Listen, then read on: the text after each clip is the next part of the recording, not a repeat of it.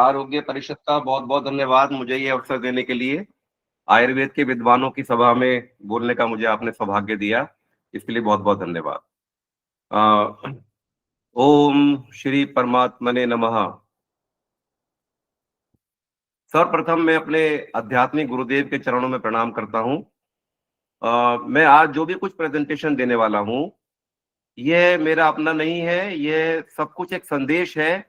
मेरे गुरुदेव जो आध्यात्मिक गुरुदेव थे, जीवन मुक्त संत थे, जो ब्रह्मलीन हो चुके हैं, उनका संदेश है पूरी मानव जाति के लिए और विशेष रूप से इस देश के वैद्यों के लिए।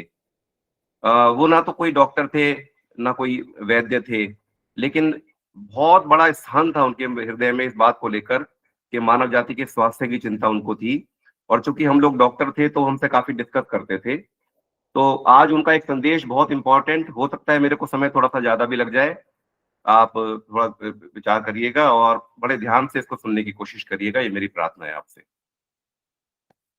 ये मेरा हॉस्पिटल है जिसमें मैं एज ए डायरेक्टर काम करता हूँ, सीनियर ऑर्थोपेडिक सर्जन मेरठ में, आनंद हॉस्पिटल।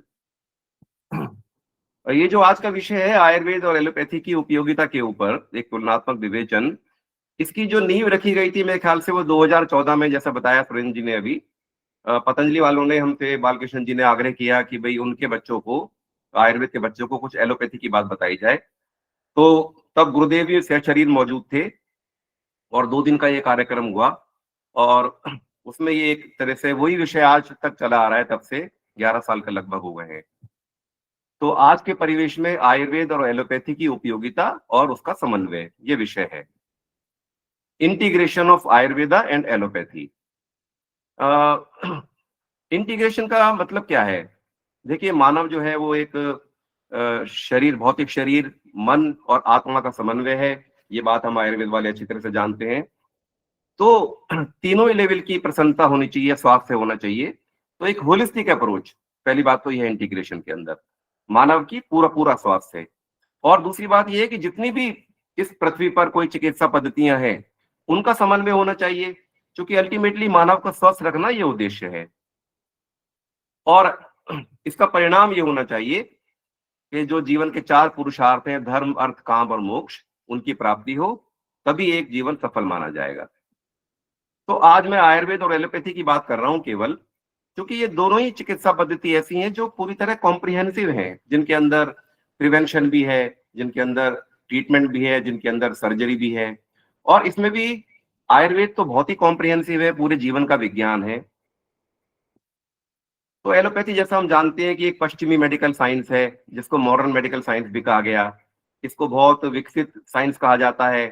करीब करीब 1 सेंचुरी से ज्यादा हो गया है, हमारे देश की मुख्य चिकित्सा पद्धति बनी हुई है। इसको साइंटिफिक एडवांस मेडिसिन कहते हैं, एविडेंस बेस्ड कहते हैं, क्योंकि इसके अंदर क्लिनिकल ट्रायल्स हैं। ये कहा जाता है कि इन्फेक्शियस डिजीज पर विजय पाली गई है, क्योंकि अब एंटीबायोटिक्स हैं और वैक्सीन हैं। और ये भी क्लेम किया जाता है कि मॉडर्न मेडिसिन की वजह से जो एवरेज लाइफ है ह्यूमन बींग्स की, वो 40 से बढ़ के 70 अब हो गई है, इसका क्लेम किया जाता है। और दूसरी तरफ जो आयुर्वेद है, एंशियंट सनातन साइंस, हमारे देश की पूरे जीवन का विज्ञान, जो कभी हमारे देश की मुख्य चिकित्सा पद्धति हुआ करता था और जिसको मार्जिन पर धकेल दिया गया, उसको ये कहा गया कि अनसाइंटिफिक है, एविडेंस बेस नहीं है, क्लिनिकल ट्रायल नहीं है, हार्मफुल तक बताया गया। तो आज में एक प्रश्न है कि आज फिर इंटीग्रेशन की बात क्यों हो रही है? क्या जो करंट साइंटिफिक सिस्टम जो चल रहा है, मेडिसिन चल रही है देश में, क्या कोई प्रॉब्लम है? होना तो ये चाहिए कि सारे आयुर्वेद के कॉलेज बंद कर देने चाहिए, जब इतनी एडवांस मेडिसिन मौजूद है, और उन सबको कन्वर्ट कर देना चाहिए एलोपैथी के अंदर। आखिर आयुर्वेद की जरूरत क्या है? तो एक प्रश्न उठता है कि जो एलोपैथी करीब 1 सेंचुरी से हमारी मुख्य चिकित्सा पद्धति बनी हुई है, तो हमने क्या खोया क्या पाया, ये आंकलन एक आज होना चाहिए। देश के स्वास्थ्य की स्थिति क्या है? तो एलोपैथी के हिसाब से 2 प्रकार के रोग हैं, कम्युनिकेबल और नॉन कम्युनिकेबल। कम्युनिकेबल उनको कहते हैं जो जर्म्स के द्वारा होते हैं, जैसे बैक्टीरिया हो, वायरस हो, फंगाई हो।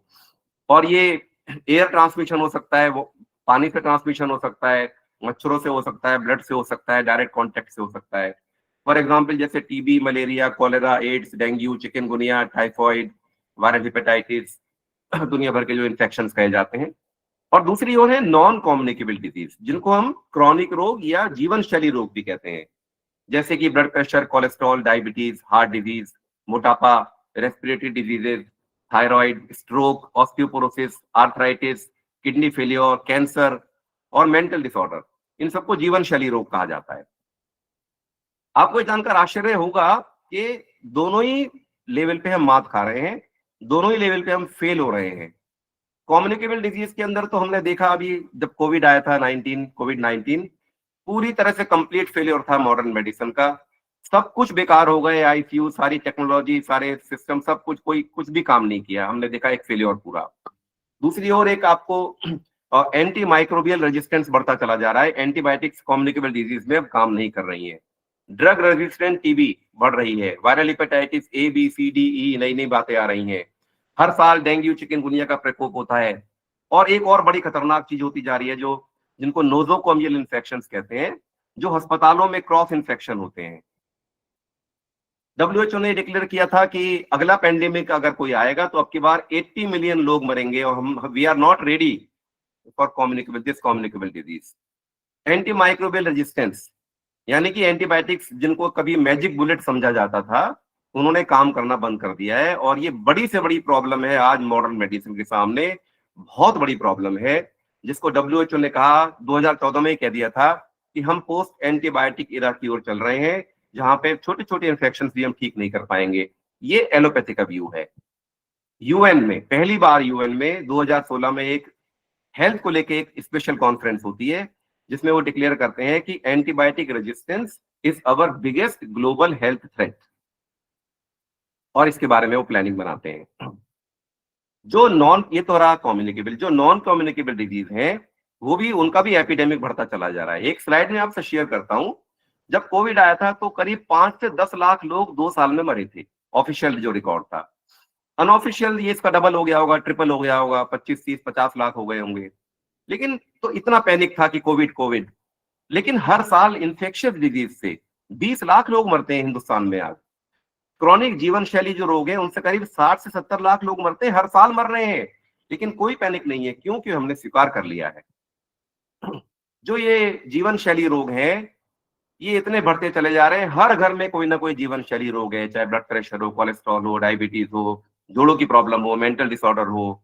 डायबिटीज के बारे में तो हम वर्ल्ड की कैपिटल बन चुके हैं। करीब 17-18 करोड़ लोग कहे जाते हैं डायबिटिक्स हैं, और इतने शायद प्री डायबिटिक होंगे। कैंसर इतना कॉमन हो गया है घर घर में। और प्लानिंग कमीशन की रिपोर्ट है कि आने वाले कुछ सालों में ये डिजीज कई गुना बढ़ जाएंगी। अधिक से अधिक लोगों को लेबल किया जा रहा है कि वो बीमार हैं, जो पैरामीटर्स हैं मॉडर्न मेडिसिन के, उसके हिसाब से अधिक से अधिक लोग दवाइयों पर निर्भर होते जा रहे हैं इनको कंट्रोल करने के लिए। और केवल कंट्रोल होता है, क्योर कोई होता नहीं, इसलिए लाइफ लॉन्ग दवा खानी जरूरी होती है। और कोई बात नहीं, दवा खा के भी ठीक रहे तो कोई बात नहीं, लेकिन सारी दवाओं के साइड इफेक्ट्स हैं। ऐसा लगता है जैसे हम एक रोग का इलाज दूसरे रोग से कर रहे हैं। Side effect of common drugs में आपसे शेयर करता हूं। पेन किलर इतने कॉमनली खाए जाते हैं, पेट खराब करते हैं, गैस्ट्रिक अल्सर कर सकते हैं, ब्लीडिंग कर सकते हैं, लीवर डैमेज होता है। आज हर दूसरे व्यक्ति का फैटी लीवर है। किडनी फेलियर बढ़ते चले जा रहे हैं दवाइयों की वजह से। हार्ट अटैक का बहुत बड़ा कारण है पेन किलर। जो हम ये एंटासिड रोज एक कैप्सूल खा लेते हैं सुबह को कि एसिड नहीं बनेगा, उससे ऑस्टियोपोरोसिस होती है, फिर उसकी बीमारियां होती हैं, विटामिन B12 की डेफिशिएंसी होती है, और किडनी फेलियर तक होता है। कोलेस्ट्रॉल की ड्रग बहुत लोग खाते हैं, उससे हाई ब्लड शुगर होता है, मसल वीकनेस होती है, मेमोरी लॉस होता है। एस्पिरिन खाते हैं, उससे रिस्क ऑफ ब्लीडिंग बढ़ जाते हैं। स्टेरॉइड्स बहुत बड़ी लाइफ सेविंग ड्रग तो है, परंतु भयंकर साइड इफेक्ट है। कोविड के टाइम में जो स्टेरॉइड्स दिए गए, तो आज भी हमारे पास बहुत पेशेंट आते हैं जिनको एवियन हिप का हो गया है। और कैंसर की कीमोथेरेपी कितनी टॉक्सिक है हम जानते ही हैं। एंटीबायोटिक के बारे में एक डिजास्टर और बता दूं मैं आपको। केवल उन्होंने काम करना बंद नहीं कर दिया है, लेकिन जितना नुकसान ह्यूमन हेल्थ को एंटीबायोटिक ने पहुंचाया है, शायद किसी दूसरी दवाई ने ऐसा नहीं किया। कैसे? तो एंटीबायोटिक रेजिस्टेंस जो है, वो तो केवल टिप ऑफ द आइसबर्ग है। Real problem is antibiotic itself, जिसके बारे में कोई बात नहीं करता है। क्या है वो? हमारे शरीर में, खासतौर से हमारी आंतों में, असंख्य बैक्टीरिया मौजूद हैं, जिनका नंबर हमारी अपनी सेल से 10 गुना ज्यादा है। उसको कहते हैं माइक्रोबायोडेटा। और इन बैक्टीरिया का जो जेनेटिक मटेरियल है, वो हमारे अपने जेनेटिक मटेरियल यानी कि हमारे अपने जीनोम से 100 टाइम्स ज्यादा है। तो यानी कि इसका मतलब एक तरीके से हम नहीं है, हम एक बैक्टीरिया का समूह है वास्तव में, क्योंकि उनका नंबर हमारे शरीर में ज्यादा है हमसे। इस माइक्रोबायोम के फंक्शन क्या होते हैं? डाइजेशन में हेल्प करता है, इम्यून सिस्टम डेवलप करता है, ये हमारी ओन आर्मी है इन्फेक्शन के against. Important vitamin fatty acid का सिंथेसिस करता है, और बहुत सारे मेटाबॉलिक फंक्शंस और बिहेवियर डेवलपमेंट, यानी कि हमारी आंत का हमारे ब्रेन से सीधा संबंध है। तो जो ये आयुर्वेद में कहा जाता है कि सब चीजों का संबंध पेट से है, वो लगता है सच है। तो ये एंटीबायोटिक्स हमारे इस माइक्रोबायोम को डैमेज करती हैं। सबसे पहले हमारी इम्यूनिटी कंप्रोमाइज हो जाती है, हम इन्फेक्शन के लिए प्रोन हो जाते हैं। जो लोग एंटीबायोटिक खाते हैं वो बार बार बीमार पड़ते हैं, हमारा सारा मेटाबॉलिज्म खराब होता है, और नतीजा क्या होता है? Atopic inflammatory auto immune disorder, जैसे कि एस्थमा, एलर्जीज, गठिया बाय, कैंसर, इनका संबंध एंटीबायोटिक के यूज से निकल के आ रहा है। मोटापा, इसीलिए फार्म एनिमल में एंटीबायोटिक खिलाई जाती है जिससे उनका वेट बढ़ जाए और प्रॉफिट ज्यादा हो। मेटाबॉलिक सिंड्रोम एंटीबायोटिक से होता है। सारी heart diseases, fatty liver, type 1 type 2 diabetes का संबंध एंटीबायोटिक के ओवर यूज से निकल के आ रहा है। इसी कोई तो कारण होगा कि जो फादर ऑफ मॉडर्न मेडिसिन है विलियम ऑसलर जी, उन्होंने ये कहा कि the one of the first duties of a physician is to educate the masses not to take medicine. वो कहते हैं जनता को सिखाओ कि दवाई ना खाए, एलोपैथिक दवाई। प्रोफेसर बी एम हेगड़े, बहुत बड़ी हस्ती है मेरे भारत के अंदर, बहुत सीनियर कार्डियो, अब तो ये 89-90 ईयर्स के होंगे, कार्डियोलॉजिस्ट हैं, मणिपाल यूनिवर्सिटी के वाइस चांसलर रह चुके हैं, इन्होंने बहुत किताबें लिखी हैं। इनका कहना है कि there is no pill for every ill, हर बीमारी की गोली तो नहीं है, लेकिन there is definite ill for every pill, हर गोली के साथ एक बीमारी जुड़ी है। वो कहते हैं पिल थ्रिल्स बट किल्स, अगर आपको स्वास्थ्य चाहिए तो अस्पताल में मत जाओ। और ये कहते हैं कि लीडिंग कॉज ऑफ डेथ आज की तारीख में वो मॉडर्न मेडिकल ट्रीटमेंट खुद है। ये कितनी आश्चर्यजनक बात है। एक किताब लिखी गई है अमेरिका में जिसका नाम था डेथ बाय मेडिसिन, और इसमें ये बताया गया कि जो कन्वेंशनल मेडिसिन है, जो ये एलोपैथिक मेडिसिन है, ये लीडिंग कॉज ऑफ डेथ है अमेरिका के अंदर, बाकी कंट्रीज में तो होगा ही होगा। ये बहुत ही और क्या घटना घट रही है आप सब देखेंगे, अंग फेल होना शुरू हुए हैं यंग एज में ही। Kidney transplant, liver transplant, heart stenting, bypass surgeries, joint replacement, इनकी आवश्यकता बढ़ती चली जा रही है यंगर एजेस में। और वो भी ये जो हाईटेक सर्जरीज हैं, ये बहुत बड़ा चमत्कार तो है मॉडर्न मेडिसिन का, इसमें कोई शक नहीं है, लेकिन ये कोई सॉल्यूशन थोड़ी है। क्या हम सबके अंग बदल देंगे? क्या यही उद्देश्य बनाकर चल रहे हैं? और सबकी किडनी तो हम तब भी नहीं बदल पाएंगे, क्योंकि आधे लोग तो किडनी डोनर चाहिएंगे। आर्थिक बर्बादी हो रही है। हर प्लानिंग कमीशन की रिपोर्ट है, हर साल, ये पुरानी रिपोर्ट है, और 5 करोड़ लोग गरीबी रेखा के नीचे चले जाते हैं। घर में एक बीमारी आ जाए, मकान तक बिक जाता है लोगों का। और ये बात केवल ये नहीं कि भारत गरीब देश है, अमेरिका के अंदर जो दिवाला पिटता है लोगों का, तो 70% जो दिवाला पिटता है उसके पीछे जो कारण है वो एलोपैथी चिकित्सा है। तो WHO ने प्रॉमिस किया था 1977 में कि हेल्थ फॉर ऑल बाय 2000, लेकिन मिला क्या? सबको दवा की गोली मिली, हेल्थ नहीं मिली। मॉडर्न मेडिसिन में और देश के या विश्व के रोग भार में, डिजीज बर्डन में, जैसे आपस में होड़ मची हुई है, कौन आगे निकल जाए। हम किधर जा रहे हैं, हेल्थ की ओर या बर्बादी की ओर? जब इतना विकास हुआ मॉडर्न मेडिसिन का, तो कायदे से तो मानव को रोग मुक्त हो जाना चाहिए था, लेकिन हुआ बिल्कुल उल्टा। बहुत विकास हुआ डायग्नोस्टिक सेंटर्स का, मेडिकल सर्जिकल टेक्निक्स का, डॉक्टर्स का, कॉर्पोरेट हॉस्पिटल्स का, प्राइवेट मेडिकल कॉलेजेस का, फार्मा कंपनीज का और हेल्थ इंडस्ट्रीज का। लेकिन जिस एक बात के लिए इन सबका विकास होना चाहिए था, वो थी मानव की हेल्थ। उसका क्या हुआ?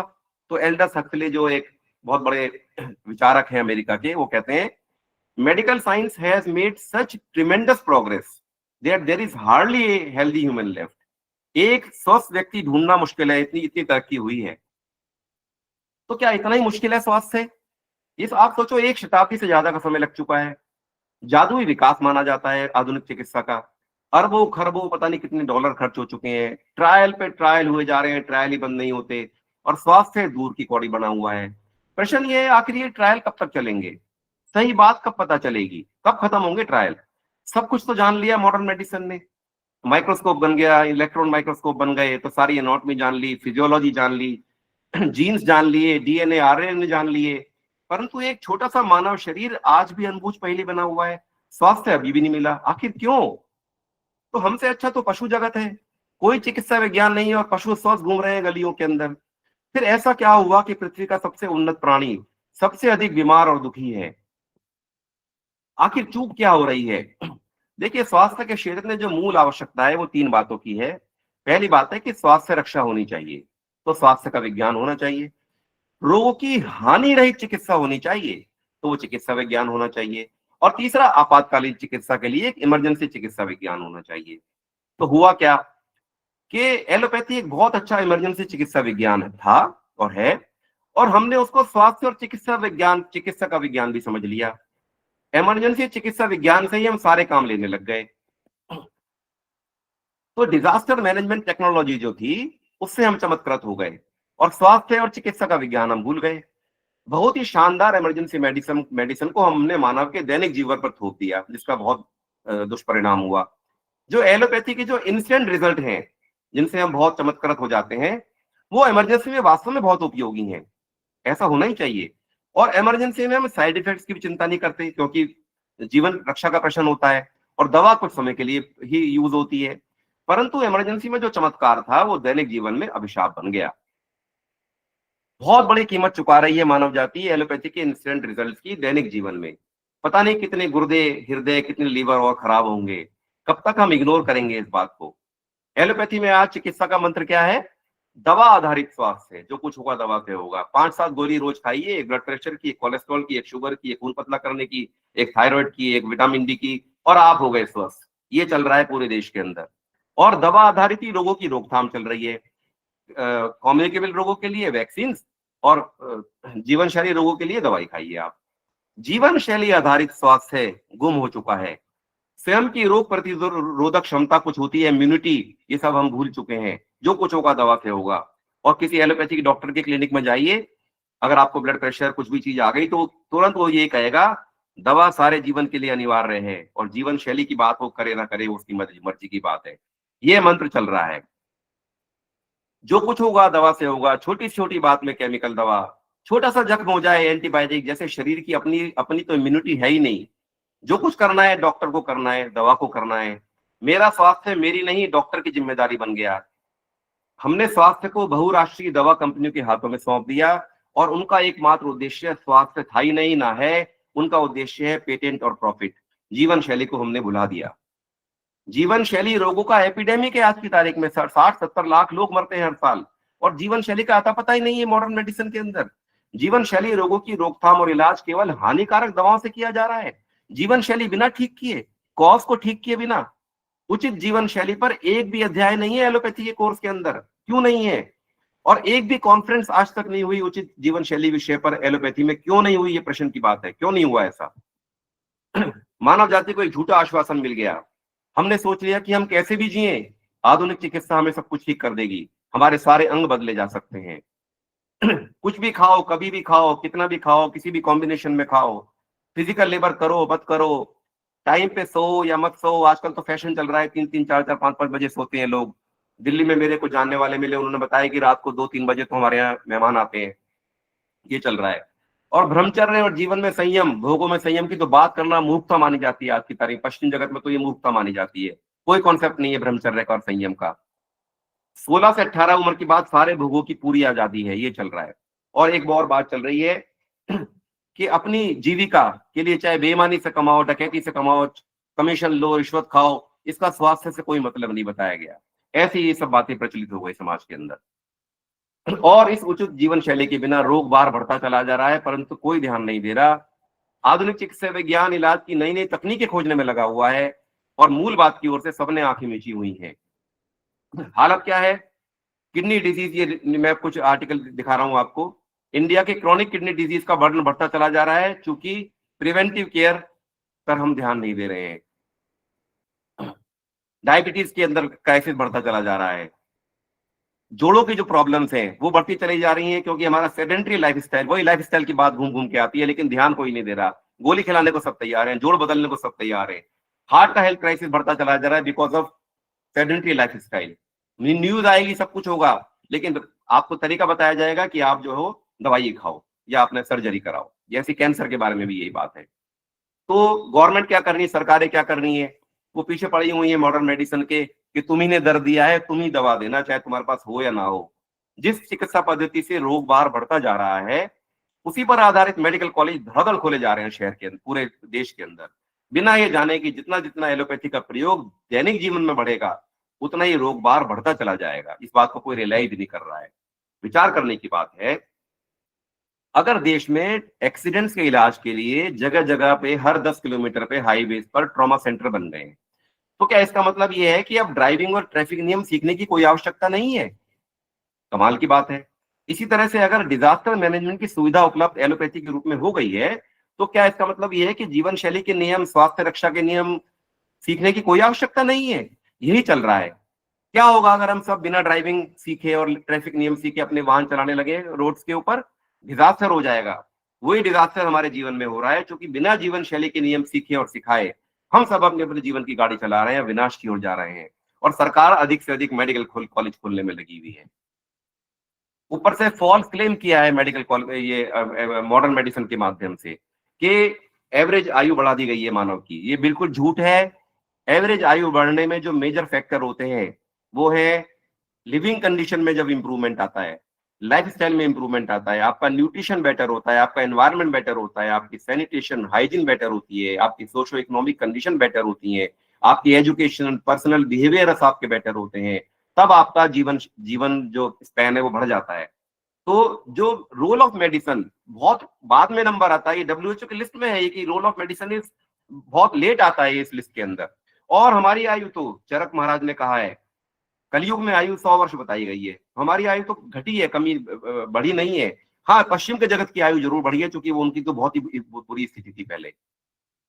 दूसरा बहुत बड़ा फॉल्स स्कैम है, क्लेम है, वो है कि मॉडर्न मेडिसिन अकेली एक साइंटिफिक मेडिसिन है पूरे वर्ल्ड में। क्यों? क्योंकि इसके अंदर क्लिनिकल ट्रायल होते हैं और इसके अंदर एविडेंस बेस है। आइए जानते हैं इसके बारे में भी। आप मुझे बताएं, ट्रायल कौन करता है? जो लोग एक्सपर्ट हैं वो किसी बात का ट्रायल क्यों करेंगे? घर में माताओं को रोटी बनानी आती है, उनसे कोई कहे आप रोटी का ट्रायल करके दिखाओ, भाई ट्रायल क्या करना है, हम तो रोटी बनाते हैं। तो ऐसे ही एलोपैथी के पास किसी तरह का कोई स्क्रिप्चर्स, कोई वेद शास्त्र नहीं थे। उन्होंने ह्यूमन क्रिएशन से सब कुछ किया है। उनको ट्रायल की जरूरत थी। और क्यों जरूरत थी? डेंजरस केमिकल यूज करते हैं दवाओं के लिए, दवाओं के रूप में। तो अगर वो पहले ट्रायल नहीं करेंगे पशुओं के ऊपर, जानवरों के ऊपर, फिर आदमी के ऊपर, तो बहुत बड़ा डिजास्टर हो जाएगा। इसलिए उनके लिए ट्रायल जरूरी है। हमारे लिए क्यों जरूरी है? और कितने भी ट्रायल करें, आज भी कोई दवा नहीं है जो 100% सेफ हो। और उनका फंडा क्या होता है?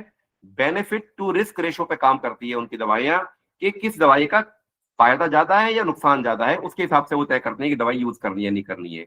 और पता नहीं कितने हजारों लाखों करोड़ों पशुओं को मारा जाता है क्लिनिकल ट्रायल के नाम पे। कितनी क्रूअल है ये पैथी इस रूप में। और क्लिनिकल ट्रायल कोई बहुत बड़ी साइंस नहीं है, इसके अंदर इनहेरेंट कमियां हैं। ह्यूमन एरर्स तो हैं ही है, लेकिन इनहेरेंट कमी भी है इसके अंदर। तो सबसे बड़ी कमी है one size fits all approach. क्या है ये बात? एक हमने ग्रुप लिया 100 लोगों का, 1000 लोगों का, ज्यादा से ज्यादा, और हमने उसको मान लिया कि ये पूरी मानव जाति का आइडियल सैंपल है, और उसके ऊपर हमने एक्सपेरिमेंट करे। और हम भूल गए कि सब मानव अलग अलग है, उनका जीवन शैली अलग है, उनके जेनेटिक अलग है, उनका एनवायरमेंट, सोशो इकोनॉमिक स्टेटस अलग है। और हमने वो सारे एक छोटे से सैंपल पे जो रिजल्ट थे वो पूरी मानव जाति पे थोप दिए। इसका अपोजिट है जो आज मॉडर्न मेडिसिन ने भी मान लिया है।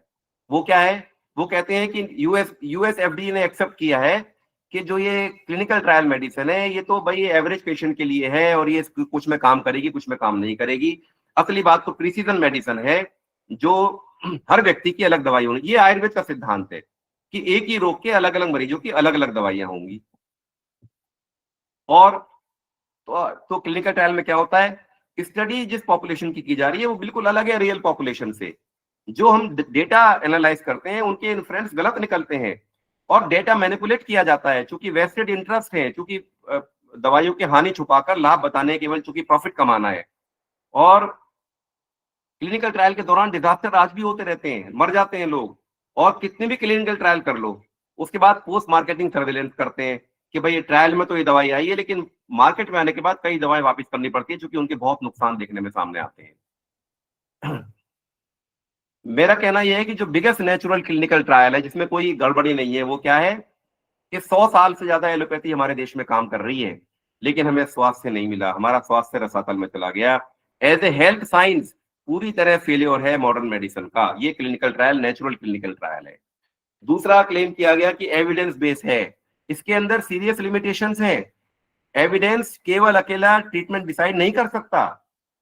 फिजिशियन का क्लिनिकल एक्सपीरियंस, पेशेंट का वैल्यूज, वो बहुत में वही प्रिसीजन मेडिसिन वो मैटर करता है। अगर एविडेंस ही सब कुछ है तो अलग अलग डॉक्टर्स की अलग अलग ओपिनियन क्यों होती है? फिर सबकी एक ही ओपिनियन होनी चाहिए, चूंकि एविडेंस है। और ज्यादातर डॉक्टर तो लेटेस्ट एविडेंस जानते भी नहीं, और जाने भी कैसे, क्योंकि एविडेंस रोज बदलता है। जो बात कल ठीक थी आज जो पता लगा वो गलत हो गई।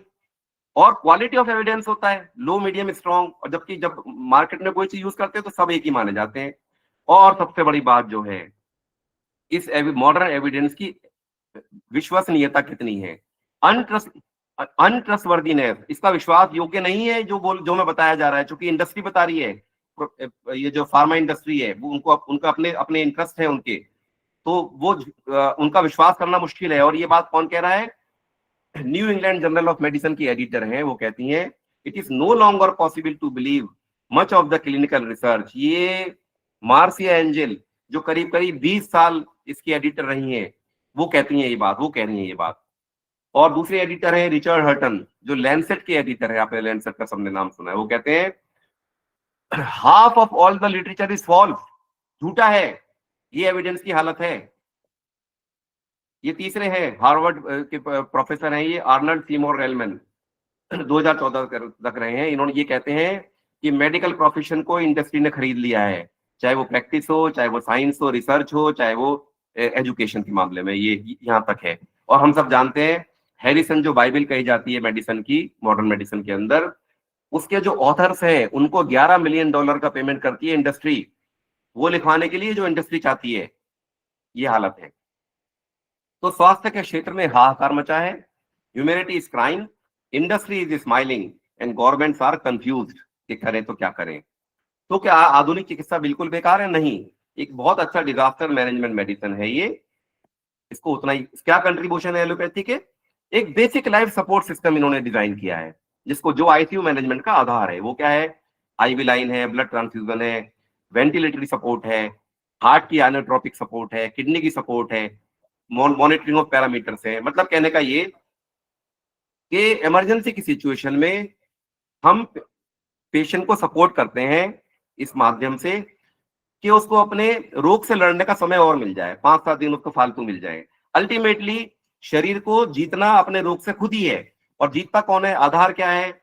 इम्यूनिटी उस पेशेंट की कैसी है। अगर उसकी इम्यूनिटी अच्छी है तो वो अपने रोग से निकल आएगा, एलोपैथी की दवाओं के साइड इफेक्ट से भी निकल आएगा। लेकिन अगर इम्यूनिटी खराब है तो वो आईसीयू से बाहर नहीं निकल पाएगा। तो इस इम्यूनिटी का आधार जो है वो करेक्ट लाइफ स्टाइल ही है, जो कि आयुर्वेदा ने बताया है। तो और क्या कंट्रीब्यूशन है? एनेस्थीसिया कंट्रीब्यूशन है, बेहोशी जो आज की दी जाती है बहुत अच्छी है। और सर्जरी, सर्जरी के देखिए, सर्जरी तो हमारे सुश्रुत महाराज की देन है पूरे विश्व को। और लेकिन इसका जो मॉडर्न टेक्नोलॉजिकल एडवांसमेंट हुआ है उसका श्रेय मॉडर्न मेडिसिन को जाएगा। लेकिन ऐसा हो गया है कि पूरा का पूरा श्रेय सर्जरी का मॉडर्न मेडिसिन ने ले लिया, जैसे उसने इजाद की हो। जैसे कि आजकल जो बच्चे बड़े हो जाते हैं, अपने अपने पिता के व्यापार को ज्वाइन करते हैं और व्यापार को बहुत बढ़ा देते हैं, और फिर वो कहते हैं पिता से कि तुमने सारा जीवन किया ही क्या है। वो ये भूल जाते हैं कि पिता के कंधों पे खड़े होकर तुमने शुरुआत की है। इसी तरह से सर्जरी की शुरुआत सुश्रुत महाराज के कंधों पे हुई है, उसका सारा क्रेडिट मॉडर्न मेडिसिन ने ले लिया। लेकिन एलोपैथी एक बहुत ग्रेट मेडिकल टेक्नोलॉजी है, लेकिन हेल्थ साइंस नहीं है, और ये प्रॉपर चिकित्सा विज्ञान भी नहीं है। ना स्वास्थ्य का विज्ञान है, ना हानि रहित चिकित्सा का विज्ञान है। हम हो क्या रहा है, जैसे हम AK-47 से मक्खी और मच्छर मारे, ऐसा हो रहा है। जैसे कि पति पत्नी के रोजमर्रा के झगड़ों में हम कमांडोज बुलाने लग जाएं। एक बात समझने की है, ये किसी भी देश की रक्षा में एक बॉर्डर सिक्योरिटी फोर्स की बहुत बड़ी इंपॉर्टेंस होती है, जिसका काम होता है कि टेररिस्ट को कंट्री में घुसने ही ना दे, और जो भी घुसने की कोशिश कर रहे हैं उनको बॉर्डर पे ही निपटा दे। और उसके बाद कभी कंट्री में आ ही जाए तो फिर कमांडो फोर्सेस शहर के अंदर होती हैं कि भाई अगर उनसे निपटने के लिए दोनों की आवश्यकता है। लेकिन याद रखिए, अगर हमारे पास बॉर्डर सिक्योरिटी नहीं है, अगर हमारी बॉर्डर सिक्योरिटी अच्छी है तो कमांडोज की जनरली जरूरत नहीं पड़ती है। जैसा कि पिछले 10 साल में हमने देखा है मोदी गवर्नमेंट के आने के बाद पहले रोज शहरों में अटैक होते थे, आतंकी हमले होते थे, और ऐसा लगता था कमांडोज के बिना काम ही नहीं चलेगा। जब बॉर्डर सिक्योरिटी ठीक करी मोदी जी ने, अब कमांडोज की जरूरत ही नहीं पड़ती है। और अगर बॉर्डर सिक्योरिटी वीक है तो कितने भी कमांडोज रख लो, सब फेल हो जाएंगे। बिल्कुल ये चिकित्सा के क्षेत्र में हो रहा है। हमारे पास कॉम्बैट कमांडोज तो हैं मॉडर्न मेडिसिन के रूप में, लेकिन बॉर्डर सिक्योरिटी कहाँ है, हेल्थ साइंस कहाँ है, ट्रीटमेंट साइंस कहाँ है, ये बात हमें सोचनी है। एक प्रश्न उठता है आगे चलने से पहले कि मानव की स्वाभाविक स्थिति क्या है, हेल्थ है या डिजीज है?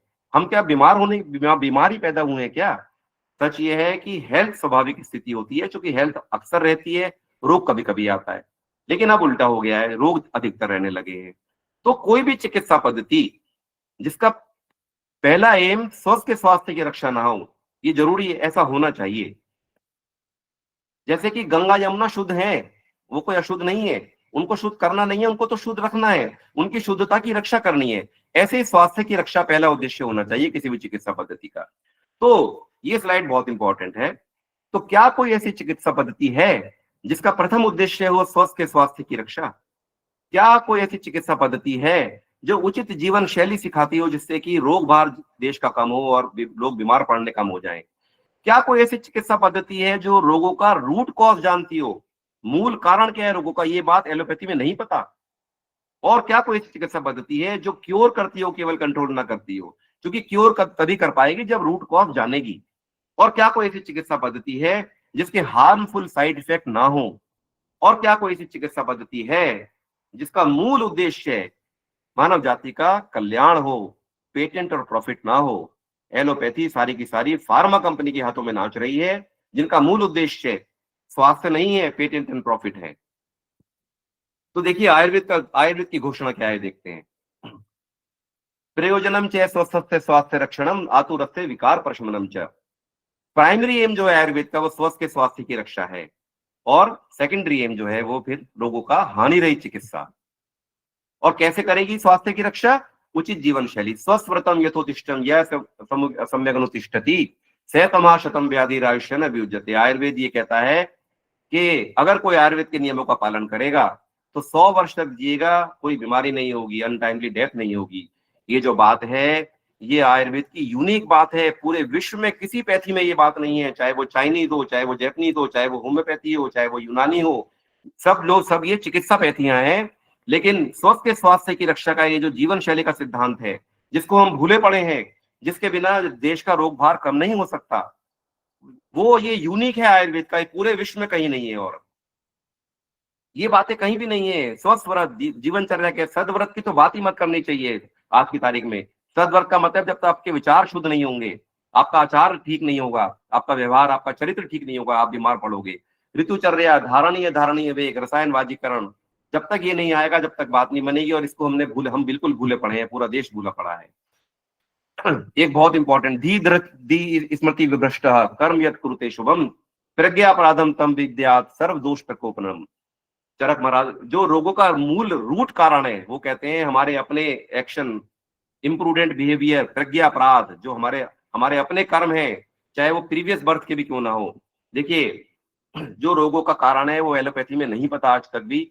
एलोपैथी ने सबसे पहले कहा कि सुपर नेचुरल कॉज है, कोई पता नहीं, कोई ईश्वरीय शक्ति। फिर आई मियाज्मा थ्योरी कि खराब वातावरण से रोग होते हैं। फिर आई 4 ह्यूमर थ्योरी हिप्पोक्रेटिस की, जो आयुर्वेद से प्रभावित थी। उसके बाद आई जर्म थ्योरी। पहली बार ऐसा लगा 1860 में कि ब्रेक थ्रू हो गया, पता चल गया रोग का कारण, जर्म्स को मान लिया गया। फिर उसके बाद आई, नहीं अकेला जर्म्स नहीं, एनवायरमेंट और होस्ट का भी रोल है। कहने का मतलब जर्म्स तो सब जगह हैं, लेकिन बीमार तो वही पड़ता है जो होस्ट वीक होता है, तो होस्ट का रोल भी आया। ये बात आयुर्वेद की है। फिर उन्होंने कहा बहुत सारी बीमारी को कारण पता ही नहीं, उसको उन्होंने एक नाम दे दिया इडियोपैथिक। ये बड़े मजाक की बात है कि हमें नहीं पता, उसका नाम दे दिया इडियोपैथिक। और आइट्रोजेनिक, जैसे मैंने बताया आपको, आइट्रोजेनिक मतलब खुद डॉक्टर और चिकित्सा के द्वारा होने वाले रोग, ये बहुत बड़ा रूप ले चुके हैं, जिसकी तरफ कोई ध्यान नहीं दे रहा है। फिर इन्होंने कहा कि एक जेनेटिक कॉज है। इन्होंने कहा जीन में खराबी आने से रोग होते हैं, लेकिन इन्होंने ये नहीं बताया कि जीन में खराबी क्यों आई। जीन में खराबी आना तो इफेक्ट है, कॉज क्या है ये नहीं बताया। फिर इन्होंने कहा कि लाइफ स्टाइल, वो आयुर्वेद की बात है, आयुर्वेद से उधार ली हुई बात है। और फिर एक चमत्कारिक बात हुई कि इन्होंने ये भी माना कि चांस, भाग्य रोग का कारण है। मैं बताऊंगा आपको। और आयुर्वेद क्या कहता है?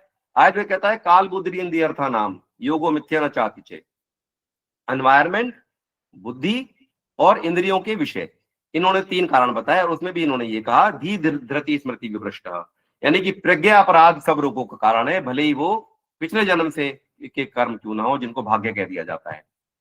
ये एक एलोपैथी के जर्नल में एक ये स्टडी हुई, उन्होंने बताया कि जो मेजोरिटी ऑफ कैंसर केसेस है उनका जो कारण है वो बैड लक है। उन्होंने कहा कि जीवन शैली, पुअर डाइट, ये सब सेकेंडरी बातें हैं। पहली बात, जब डीएनए में मल्टीप्लिकेशन हो रहा है तो कब कोई गड़बड़ हो जाए, पूरी तरह से ये इन्होंने बैड लक माना मतलब। लेकिन इनको ये नहीं पता कि लक होता क्या है। वो लक इनको भारतीय संस्कृति से सीखना पड़ेगा। गीता में क्या कहा गया, भगवान ने कहा अनिष्ट मिश्रम मिश्रम च त्रिविधम कर्मणा फलम, यानी कि मनुष्यों को कर्मों का इष्ट, अनिष्ट और मिश्रित, ऐसे 3 प्रकार का फल मरने के बाद भी होता है। इसी को कहते हैं भाग्य। जो हमने पहले के जन्मों में कर्म किए उनका फल भोगना पड़ेगा। इस बारे में चरक महाराज क्या कहते हैं कि पूर्व जन्म के देह से किया गया कर्म दैव कहा जाता है, वह भी अपने काल से फल को उत्पन्न करता है, जिससे वह काल अनुसार रोग का कारण होता पाया जाता है।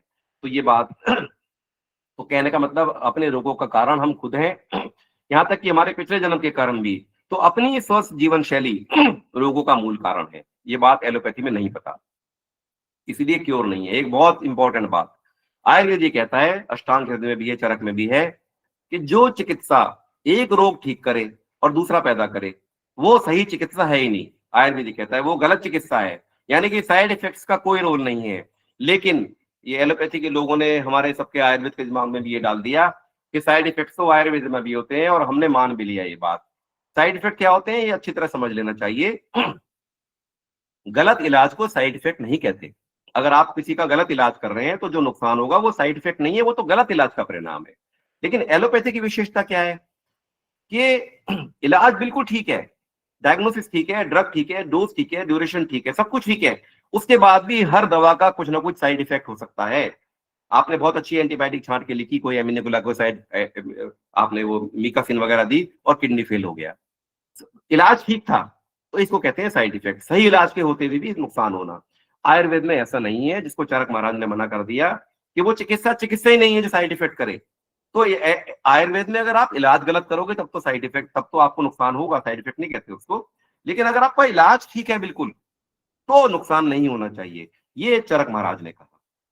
तो ये मान कर चलना चाहिए आयुर्वेद में साइड इफेक्ट्स नहीं होते, हानिरहित चिकित्सा है।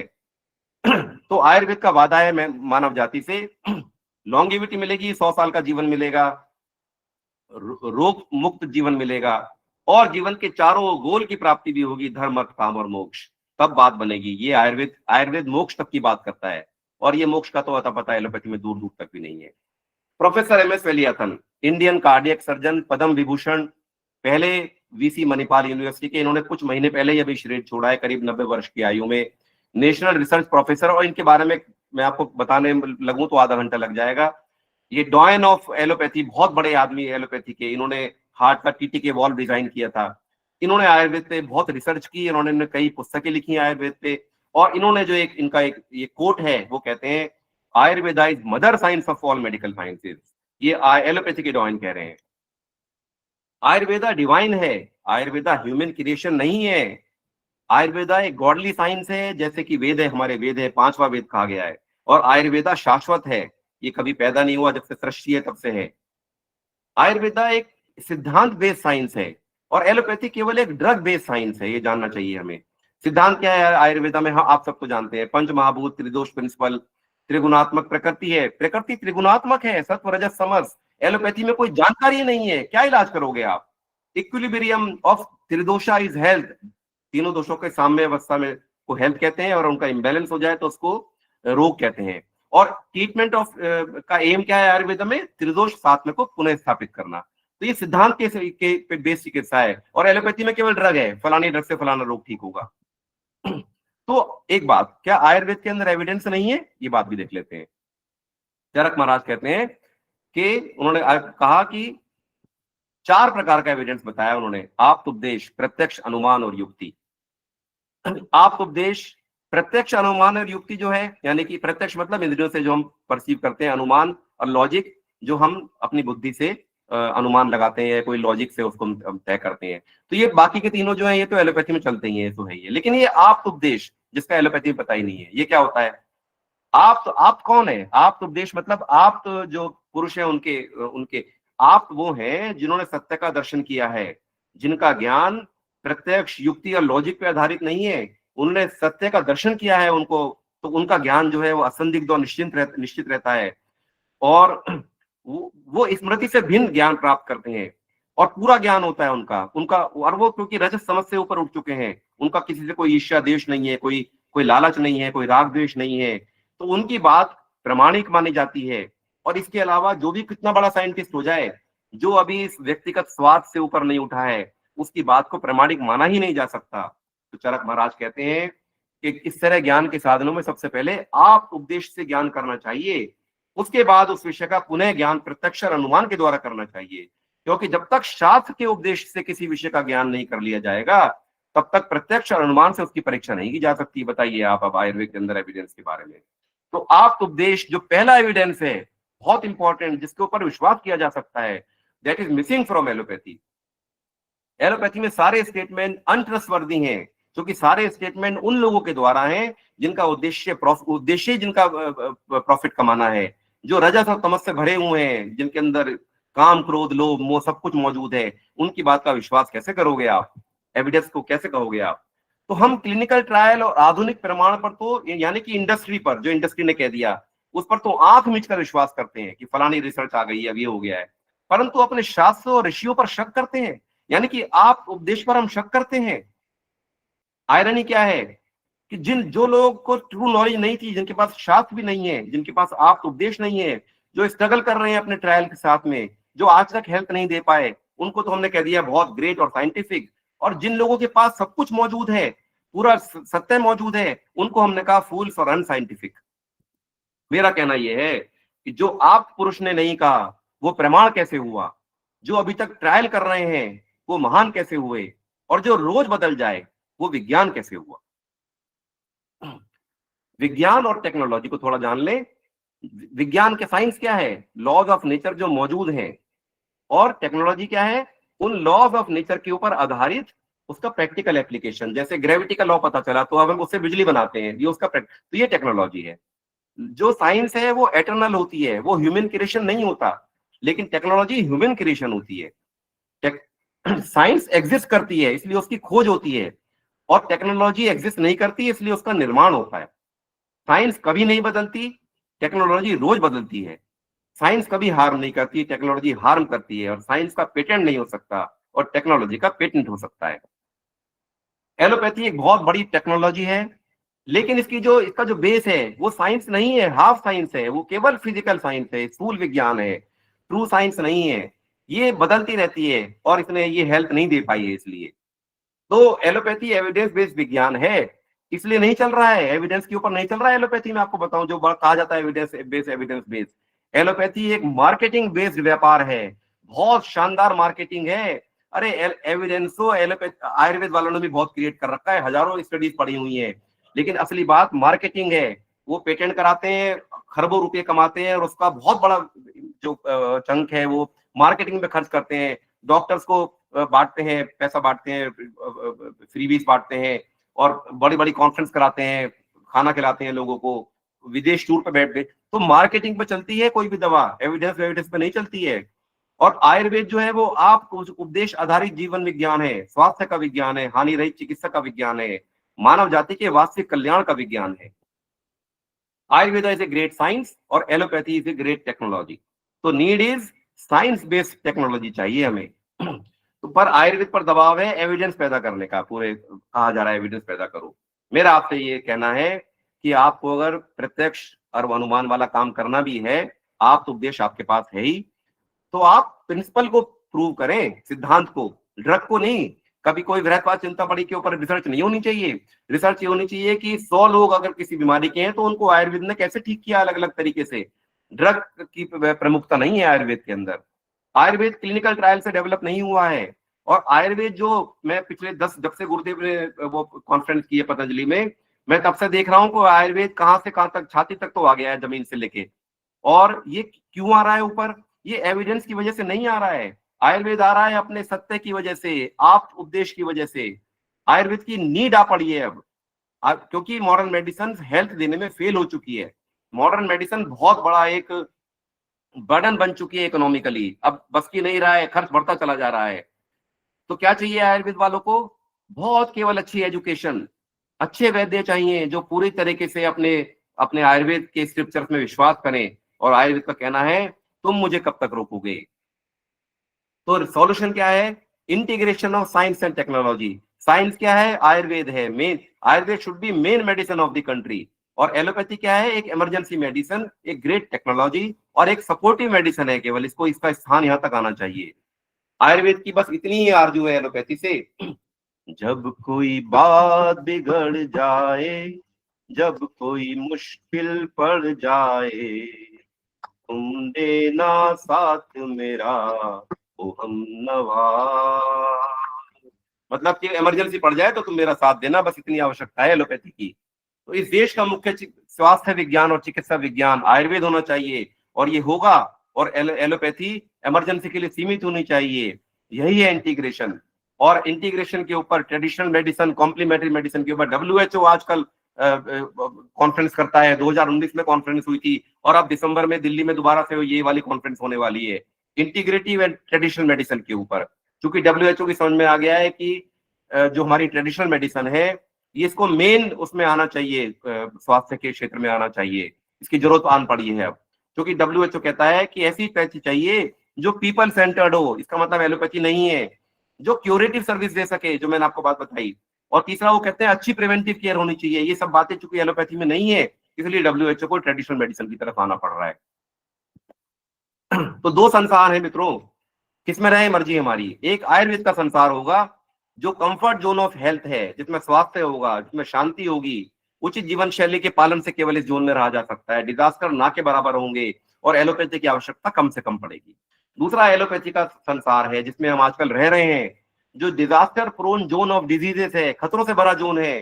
किसी क्षण भी खबर आएगी कि तुम्हें कैंसर है, तुम्हारे रिश्तेदार को कैंसर हो गया, किडनी फेल हो गया, ये हो गया, वो हो गई, हार्ट अटैक हो गया, स्ट्रोक हो गया। यही चल रहा है, इस संसार में जी रहे हैं हम। क्यों जी रहे हैं? क्योंकि आयुर्वेद की उचित जीवन शैली के नियमों का पालन नहीं करते। तो इस जोन में हम आ ही जाएंगे। डिजास्टर कभी भी हो सकता है, और ऐसे डिजास्टर के क्षेत्र में जब हम रह रहे हैं, तो ऐसे में एलोपैथी रक्षक और चमत्कारिक नजर आएगी। जैसे कि जब बॉर्डर सिक्योरिटी वीक थी, तो ऐसा लगता था कमांडोज के बिना तो काम ही नहीं चल सकता, रोज टेररिस्ट अटैक होते थे। जैसे ही बॉर्डर सिक्योरिटी ठीक हुई, कमांडो की जरूरत ही नहीं पड़ती। बिल्कुल ये स्वास्थ्य के क्षेत्र में हो रहा है। तो आयुर्वेद के संसार में रहें और एलोपैथी के साथ तैयार रहें, शास्त्र भी और शस्त्र भी। Integration is the need of the our.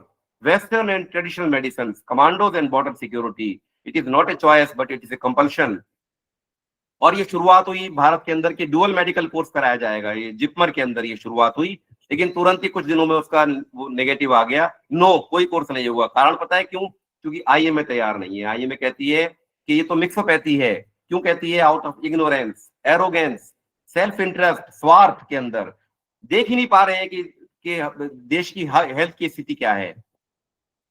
मैं कहता हूं कि जो एक क्वालिटी ऑफ बेसिक डॉक्टर होना चाहिए देश के अंदर, उसकी क्या क्वालिटी होनी चाहिए, उसको दोनों के फंडामेंटल पता होना चाहिए, आयुर्वेद के भी एलोपैथी की जो फंडामेंटल बातें हैं वो पता होनी चाहिए। यानी कि उसको साइंस और टेक्नोलॉजी दोनों मालूम होनी चाहिए। उसको हेल्थ रूल मालूम होने चाहिए, करेक्ट लाइफस्टाइल मालूम होना चाहिए, उसको रूट कॉज ऑफ डिजीज मालूम होना चाहिए, तभी तो इलाज कर पाएंगे। उसको हार्मलेस ट्रीटमेंट आयुर्वेद के आने चाहिए। 80-90% जो डेली रूटीन प्रॉब्लम्स हैं वो सब ठीक हो जाएंगी उससे। और ये तभी होगा जब एक हम कोई इंटीग्रेटेड कोर्स लेके चलेंगे। और इसके कोर्स के बाद स्पेशलाइजेशन सबको खुला होना चाहिए, चाहे तो कोई सर्जरी जाए, कोई इमरजेंसी में जाए, कुछ भी करे, चाहे आयुर्वेद के आगे जाए, चाहे एलोपैथी के आगे जाए।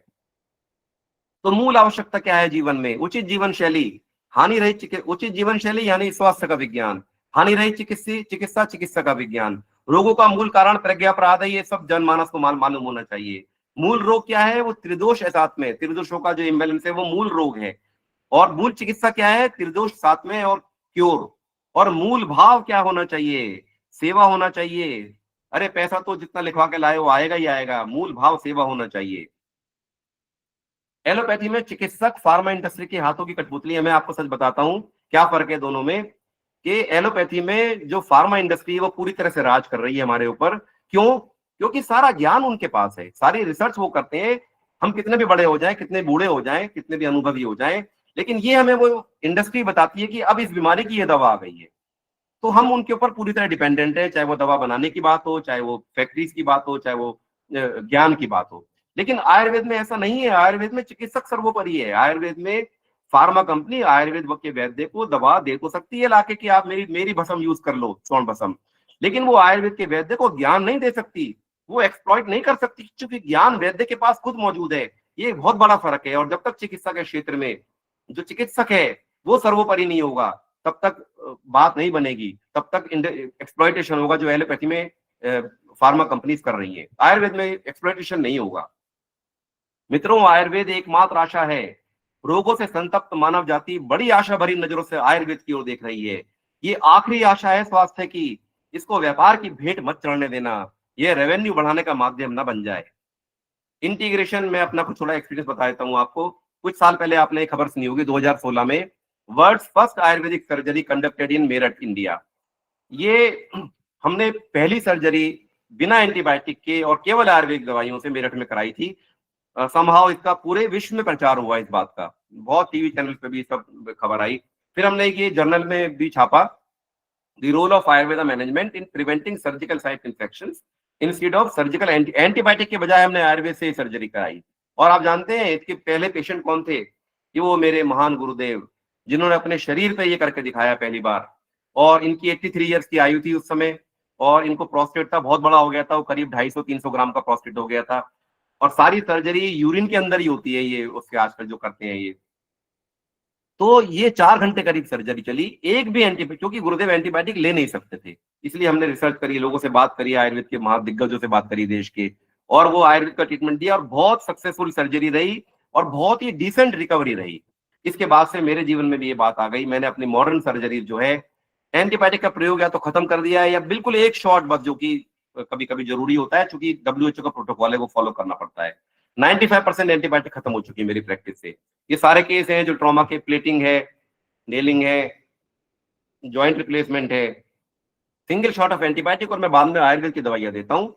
मुख्य रूप से मैं बताता हूँ, जयमंगल रस में देता हूँ एज ए इम्यूनिटी बूस्टर, या एज ए उसको मैं एंटीबायोटिक की तरह मानता हूँ। और दुनिया भर के बाकी जो इम्यूनिटी बूस्टर होते हैं, जिसमें जैसे आजकल ये जसदामृत है इनका, दूध पापेश्वर का, उसमें सारी चीजें हैं, गिलोय और ये सब जो आंवला वगैरह सब है, इस तरह की चीजें मैं यूज करता हूँ। बहुत बहुत सारी चीजें मैं आयुर्वेद की, पोस्ट ऑप में ज्यादातर आयुर्वेद चलता है। और मित्रों, पर उपदेश बहुतेरे होते हैं। 2019 में मेरा खुद का एक ऑपरेशन हुआ गॉल ब्लैडर का, और मैंने वो, मेरी लेप्रोस्कोपी कोलेसिस्टेक्टमी हुई। मैंने बहुत अपने सर्जन्स को उनसे रिक्वेस्ट करके अपना ऑपरेशन खुद का भी बिना एंटीबायोटिक कराया, और केवल आयुर्वेदिक की दवाओं के सहारे से कराया, और मुझे कोई भी दिक्कत नहीं हुई। मैं क्या करता हूँ, एक तो ये हर्बल स्मोक है, मैं अब क्योंकि समय कम है, स्लाइड चला के नहीं दिखा रहा हूँ, ओटी में ये करता हूँ इस तरीके से। हालांकि ये मुश्किल होता है क्योंकि स्मोक डिटेक्टर लगे हुए होते हैं। ये सर, ये देखिए आप, मैं इनको ये त्रिफला और नीम क्वाथ, जब मैं सर्जरी कर लेता हूँ, प्लेटिंग हो, जॉइंट रिप्लेसमेंट हो, तो मैं ये त्रिफला और नीम क्वाथ से वुंड को वॉश करता हूँ इन्फेक्शन कंट्रोल करने के लिए। और मैं बहुत सक्सेसफुली इसको कर रहा हूँ, मुझे कोई भी दिक्कत नहीं आ रही है, बल्कि बहुत अच्छा रिकवरी होती है पेशेंट की इस तरीके से। ये थोड़ा कट नीचे करो। ये त्रिफला और नीम का क्वाथ से आयुर्वेद के लोग, ये सुश्रुत महाराज की बात है, और आयुर्वेद के लोग थोड़ा डरते हैं इस तरीके से। ये जॉइंट रिप्लेसमेंट का है, दूसरी वाली जो वीडियो है। बस ये जितने भी मेरे आजकल कंपाउंड फ्रैक्चर सब वुंड आते हैं, उनकी सबकी ड्रेसिंग शुरू से ही जातियादी ऑयल से होती है, और इस तरह के वुंड्स होते हैं सब में और जातियादी ऑयल मेरे अस्पताल में इतना कॉमन हो गया है कि प्लास्टिक सर्जन, जनरल सर्जन और ऑर्थोपेडिक सर्जन सबने जातियादी ऑयल यूज करना शुरू कर दिया है। इसका इतने अच्छे रिजल्ट हैं। ये एक एब्सेस का केस था, 2 दिन के अंदर ही इतनी बढ़िया रिकवरी हो गई। तो चिकित्सा के क्षेत्र के हनुमान कब जागेंगे और कब अपनी शक्ति पहचानेंगे? मुझे ऐसा लगता है शायद गुरुदेव ने मुझे 2 काम सौंपे हैं, एक विभीषण जी का और एक जामवंत जी का। देखिए, विभीषण जी की जरूरत तो रामचंद्र जी भगवान को भी पड़ी युद्ध जी से जीतने के लिए, तो उसके बिना तो काम नहीं चलेगा। लेकिन एक और काम सौंपा है जामवंत जी का, जो हनुमान है उनको उनकी सोई हुई शक्ति को याद दिलाना। तो वही काम है मेरा कि आयुर्वेद के लोगों को उनकी सोई हुई शक्ति को याद आ जाए उनको, कि कितनी महान चिकित्सा पद्धति और जीवन शैली विज्ञान है ये। दोस्तों, गुरुदेव ने ये 2014 में डिक्लेयर किया था कि आयुर्वेद इस देश की मुख्य चिकित्सा पद्धति होगा और एलोपैथी इसके उचित स्थान तक सीमित हो जाएगी। यह एक भ्रम ज्ञानी का, वचन है, उद्घोष है, ये आप्त वचन है। 2014 में कहा था उन्होंने ये, जब तो आयुर्वेद का कोई नाम लेने वाला भी नहीं था, और मैं उसको सत्य होते हुए देख रहा हूँ। इसलिए पूरा विश्वास करें, आगे आने वाला समय आयुर्वेद का है। और भगवान क्या कहते हैं, पूरे आयुर्वेद को उन्होंने एक श्लोक में कह दिया, युक्त आहार विहारस्य युक्त चेष्टस्य कर्मसु युक्त सपनावबोधस्य योगो भवति दुःखः। दुखों का नाश करने वाला योग तो यथा योग्य आहार विहार करने वाले का, कर्मों में यथा योग्य चेष्टा करने वाले का, और यथा योग्य सोने और जागने वाले का ही सिद्ध होता है। यानी कि उचित जीवन शैली की बात आ गई, हर बात के लिए मोक्ष तक यही बात रहेगी। तो ए विश्व तुझे थक हार के गीता को गुरु बनाना होगा, योग तो तूने मान लिया, अब आयुर्वेद अपनाना होगा। आपको मैं प्रणाम करता हूं और मैं क्षमा चाहता हूं, मैंने कुछ लंबा समय लिया होगा जरूर ही। और मैं ये भी कहना चाहता हूं कि मेरी ये प्रस्तुति उन सभी सौभाग्यशाली चिकित्सकों को समर्पित है जो रोगी मानवों से अनैतिक रूप से धन कमाकर नरकों में जाने के बजाय निष्काम भाव से उनकी सेवा करके मानव जीवन के वास्तविक उद्देश्य मोक्ष की प्राप्त करना चाहते हैं। क्योंकि यही सच्चा आयुर्वेद है। जब तक नीयत ठीक नहीं होगी, जब तक कुछ भी बात नहीं बनेगी। बहुत बहुत धन्यवाद।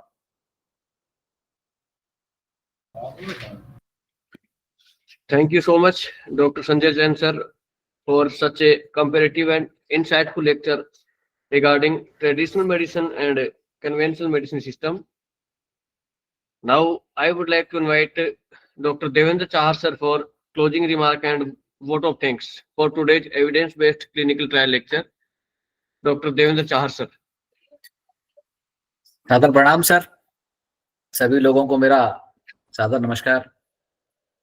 डॉक्टर संजय जैन सर को मेरा बहुत बहुत अभिवादन, सादर प्रणाम सर। बहुत शानदार लेक्चर सर आपका।